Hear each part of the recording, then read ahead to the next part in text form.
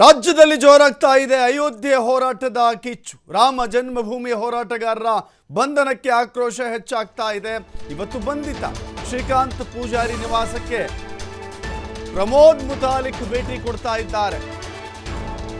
ಶ್ರೀಕಾಂತ್ ಪೂಜಾರಿಯ ಬಂಧನದ ಕಾರಣಕ್ಕಾಗಿ ಬಿಜೆಪಿ ಹಾಗೂ ಕಾಂಗ್ರೆಸ್ ಮಧ್ಯೆ ಒಂದು ಜಟಾಪಟಿ, ರಾಜಕೀಯ ವಾಗ್ಯುದ್ಧ, ರಾಜಕೀಯ ಜಟಾಪಟಿಗೆ ವೇದಿಕೆಯಾಗಿ ಮಾರ್ಪಟ್ಟಿದೆ. ಇದೀಗ ಶ್ರೀರಾಮ ಸೇನೆಯ ಮುಖ್ಯಸ್ಥ ಪ್ರಮೋದ್ ಮುತಾಲಿಕ್ ಕೂಡ ಭೇಟಿ ಕೊಡ್ತಾ ಇದ್ದಾರೆ. ಕಾಂಗ್ರೆಸ್ನಿಂದಲೂ ಕೂಡ ಪರ್ಯಾಯವಾಗಿ ಹೋರಾಟದ ಅಸ್ತ್ರ ಆರಂಭ ಆಗ್ತಾ ಇದೆ.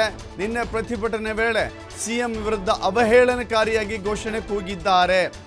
ಬಿಜೆಪಿ ಕಾರ್ಯಕರ್ತರ ವಿರುದ್ಧ ದೂರು ನೀಡಲಿಕ್ಕೆ ಮುಂದಾಗ್ತಾ ಇದೆ ಕಾಂಗ್ರೆಸ್. ಘೋಷಣೆ ಕೂಗಿದವರ ವಿರುದ್ಧ ಮಹಿಳಾ ಕಾಂಗ್ರೆಸ್ನಿಂದ ಪ್ರತಿಭಟನೆಯ ಬಳಿಕ ಹುಬ್ಬಳ್ಳಿ ಉಪನಗರ ಠಾಣೆಯಲ್ಲಿ ದೂರು ನೀಡಲಿಕ್ಕೆ ಮುಂದಾಗ್ತಾ ಇದೆ. ಪಾಲಿಕೆಯ ವಿಪಕ್ಷ ನಾಯಕಿ ಸುವರ್ಣ ಕಲ್ಲಕುಂಟ್ಲ ನೇತೃತ್ವದಲ್ಲಿ ಪ್ರತಿಭಟನೆ ನಡೆಯುತ್ತೆ. ದೂರು ಕೂಡ ಸಲ್ಲಿಕೆಯಾಗುತ್ತೆ ಹುಬ್ಬಳ್ಳಿಯ ಸಬರ್ಬನ್ ಪೊಲೀಸ್ ಸ್ಟೇಷನ್ನಲ್ಲಿ.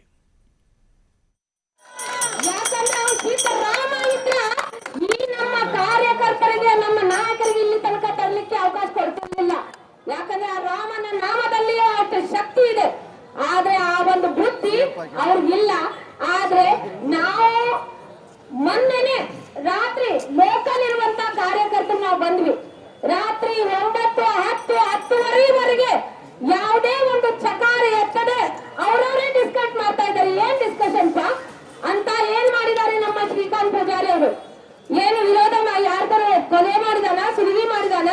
ಒಬ್ಬ ರಾಮ ಭಕ್ತನಾಗಿ, ದೇಶ ಭಕ್ತನಾಗಿ, ದೇಶದ ಕಾರ್ಯದಲ್ಲಿ ತಾನು ಧುಮುಕಿ ತಾನು ಒಂದು ಸೇವೆ ಮಾಡ್ಲಿಕ್ಕೆ ಬಂದಂತ ಅಮಾಯಕನಿಗೆ ಆ ಒಂದು ರಿಕ್ಷಾದಲ್ಲಿ ತನ್ನ ಕಾಯಕ ಮಾಡ್ತಾ ಇರುವಾಗ ಹಿಡಿತಾರಲ್ಲ, ಎಂತ ಹೇಳಿಗಳ ನೀವು? ನಿಮ್ಮ ಕಾಂಗ್ರೆಸ್ ಸರ್ಕಾರದ ಕೆಲಸಗಳೇ ಈ ಹೇಳಿ ಕೆಲಸಗಳು. ಯಾವತ್ತು ಅವ್ರಿಗೆ ಯಾವಾಗ ಅವ್ರದ್ದು ಏನು ನಾಶ ಆಗೋ ಕಾಲ ಬರ್ತದ, ನಮ್ಮ ಹಿಂದೂಗಳ ಮೇಲೆ ಅವ್ರು ಬರ್ತಾರೆ ಪ್ರಹಾರಕ್ಕೆ. ಈ ಹಿಂದಿನ ಇತಿಹಾಸ ಈಗಾಗಲೇ ಹಿರಿಯರೆಲ್ಲ ಹೇಳಿದ್ದಾರೆ.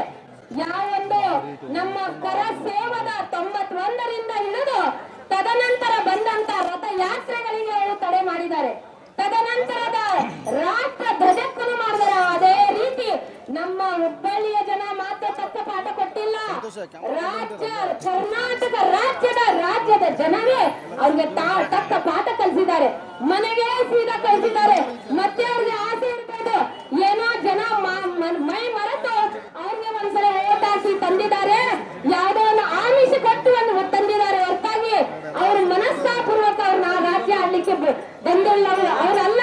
ಹೀಗಾಗಿ ಅವ್ರಿಗೆ ಈಗ ಮತ್ತೆ ಕೂಡಿ ಬಂದಿದೆ ಸರ್ವನಾಶ. ಏನೋ